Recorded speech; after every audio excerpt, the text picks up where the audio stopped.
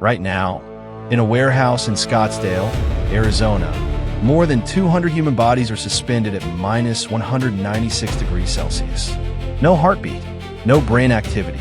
Legally, every single one of them is dead. But the people who signed the paperwork and paid, in some cases, over $200,000, don't see it that way. They see themselves as patients, waiting, not for a miracle, but for an appointment with a future medicine hasn't invented yet. This is the story of Cryonics, the strange, expensive, and surprisingly serious bet that death might just be a problem we haven't solved yet.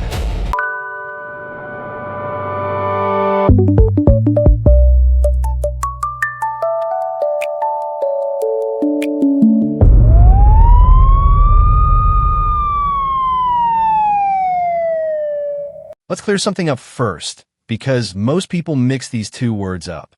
This isn't cryogenics. That's just a branch of physics that studies extremely low temperatures. This is cryonics, the practice of preserving a human body immediately after legal death, in the hope that future science can repair the damage that killed them and revive the person. Not embalm, not freeze like a steak in a chest freezer. Preserve, using a process designed to protect the body cells from the very thing that normally destroys them at low temperatures: ice. The organizations that do this today are small. The largest is the Alcor Life Extension Foundation, based in Scottsdale, Arizona. As of early 2026, Alcor has preserved more than 250 patients and has roughly 1,500 living members signed up for the procedure whenever their time comes. A second organization, the Cryonics Institute in Michigan, has preserved a similar number and has around 2,000 members. There's also a Russian outfit, Cryonics, and a scattering of smaller players worldwide. Altogether, maybe a few thousand people on Earth have made this bet. It sounds like science fiction, but the paperwork, the surgery, the storage contracts, all of it is very real. The idea didn't start in a lab. It started with a physics teacher from Michigan named Robert Edinger. In 1962, Edinger self-published a book called The Prospect of Immortality. His argument was almost embarrassingly simple. If a person's body is preserved well enough after death, and science keeps advancing the way it always has, then eventually doctors might be able to fix whatever killed them and revive them.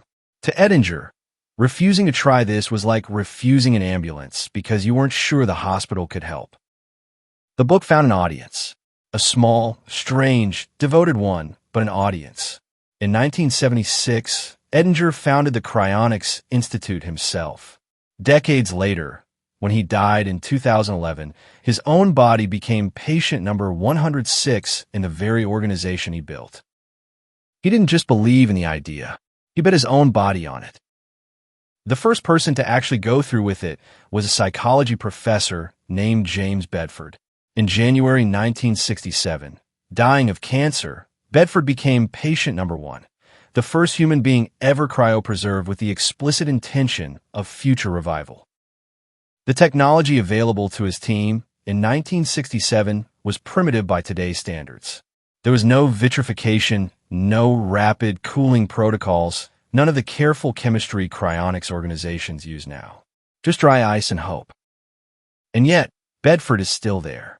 50-plus years later, he remains in cryopreservation, one of the longest continuously preserved patients on record, quietly outlasting almost every organization and every person who worked on his case. Whether he'll ever open his eyes again is, of course, the entire question this video is built around. Here's what actually happens, step by step, when an Alcor member dies. Step 1, standby. If a member is terminally ill, Alcor tries to get a trained response team near their location before death occurs. This team, sometimes called the DART team, made up of medically trained personnel, some with military medical backgrounds, is there to act within minutes of legal death being pronounced. Every minute of delay means more cellular damage. Step 2, stabilization. The moment death is declared, the team starts artificial circulation and cooling on-site, buying time before the real preservation process can begin. Step 3, perfusion. The patient is transported to the facility, where the medical team drains the body's blood and replaces it with a cryoprotectant solution, essentially a medical-grade antifreeze. This is the single most important step in the entire process, because it's designed to prevent the formation of ice crystals inside the cells. Ice crystals are the enemy here. They rupture cell walls and destroy tissue structure, which is exactly what you don't want if the whole point is to preserve the body intact enough for future repair. Step 4. Vitrification and cooling. The body, or for members who chose the cheaper option, just the head, is gradually cooled down to liquid nitrogen temperature, minus 196 degrees Celsius. Done correctly, the tissue doesn't freeze in the traditional sense. It vitrifies, turning into something closer to glass than ice. Step 5. Long-term storage.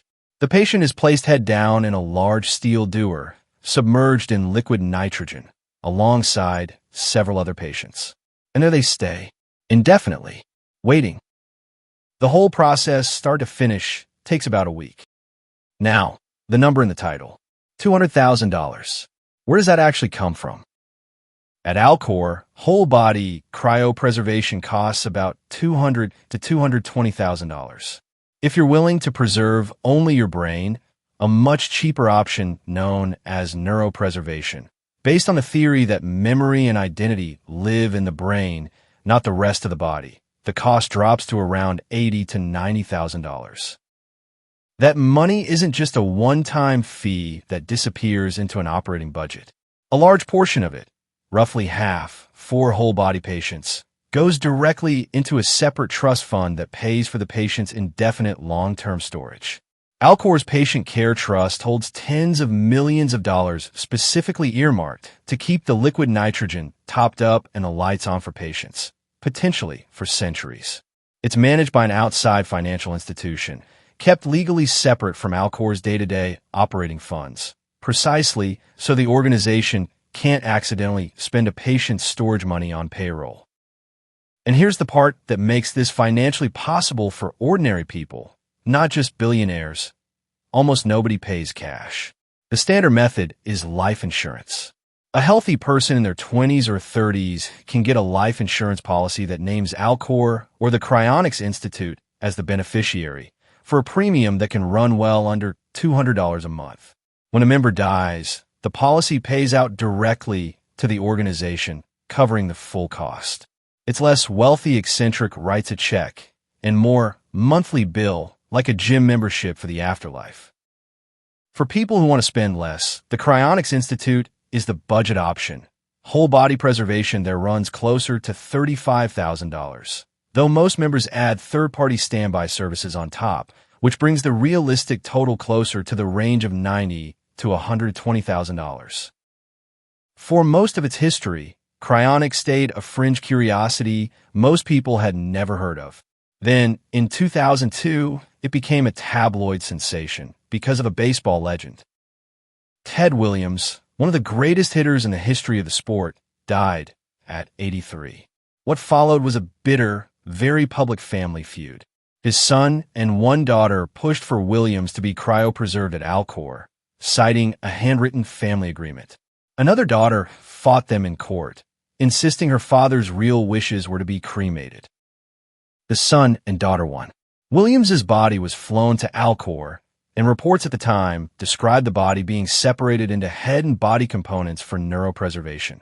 Details that leaked to the press and turned into a genuine scandal, with claims about mishandling that Alcor strongly denied.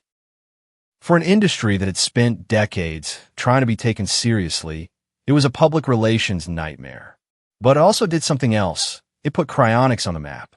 Suddenly, millions of people who'd never heard the word knew it existed, and knew it was something that a genuine American icon had actually gone through with. So who are the roughly 1,500 people currently paying into this? The stereotype is billionaires and Silicon Valley tech founders, and that stereotype isn't entirely wrong. Alcor's current CEO has said publicly that around 10% of the world's 50 richest people have looked into cryopreservation in some form. High net worth clients absolutely exist in the membership, but the actual majority of members look nothing like that. They're engineers, teachers, nurses, software developers, people who found the idea through science fiction, through online forums, through a friend who was already a member. Many describe the same basic logic. They're not certain cryonics will work. They just think the odds of it working are better than the alternative, which is guaranteed decomposition. It's less a religious conviction and more a long-shot bet, paid for the way you'd pay for insurance against a disaster you hope never happens. What tends to unite them isn't wealth. It's a specific kind of optimism about the future, a belief that medicine 50 or 100 or 200 years from now will look at today's medicine the way we look at leeches and bloodletting. Here's where we have to be honest with you, because this is the part cryonics companies talk about the least. Nobody has ever revived a cryopreserved human being. Not once. There is currently no known technology capable of doing it. The entire premise rests on a bet about future science, not anything that exists today. The scientific skepticism generally breaks down into a few core problems. First, even with modern vitrification techniques, some ice crystal formation and tissue damage is essentially unavoidable, especially in the brain, which is dense, complex, and extremely sensitive to any delay in preservation. Second, nobody fully understands, at a cellular level, exactly how human memory and identity are physically encoded in brain tissue, which makes it hard to even define what successful revival would require preserving.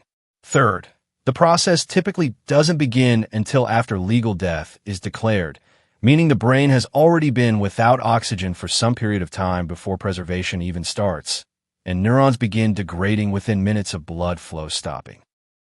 Supporters of cryonics don't necessarily dispute any of this.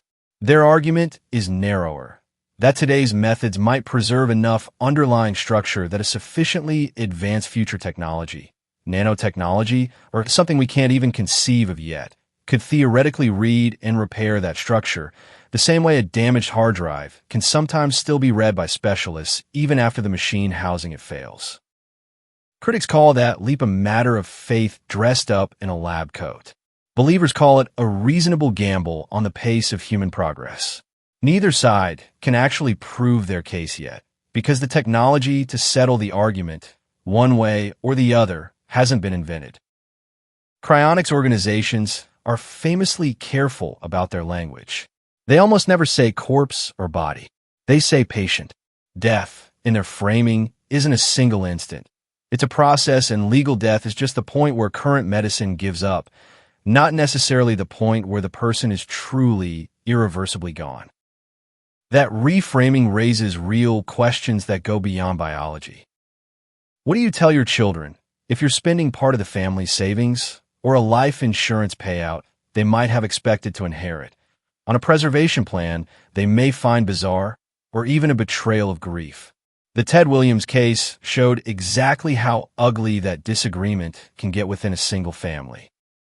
What does it mean for how we grieve if the person you loved is technically still a patient in a facility instead of resting somewhere with a headstone? Some families describe a strange, unresolved kind of mourning, not quite closure because the story, in a sense, hasn't ended. And there's a longer-term question, too. These organizations are promising to maintain patients in storage for decades, potentially centuries, banking on their own institutional survival across generations of leadership, funding, and legal environments. Cryonics companies have folded before, and when they do, the patients inside have had to be transferred, sometimes in scrambling, last-minute operations to keep them from simply thawing. It's a bet not just on future science, but on future institutions, and institutions historically don't have a great track record of lasting centuries. Despite all of that uncertainty, interest in cryonics hasn't shrunk, it's grown. Advances in organ preservation research, driven partly by the same vitrification science cryonics relies on, have made some of the underlying chemistry look more credible than it did in Edinger's era. Interest from the tech and longevity world has brought more attention and more funding into an industry that spent decades scraping by.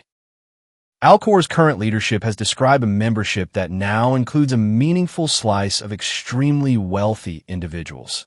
People for whom $200,000 is a rounding error, buying into what amounts to the most expensive, most uncertain long-shot investment in the world. A chance, however small, of more time. Maybe cryonics is a beautiful bet on human progress.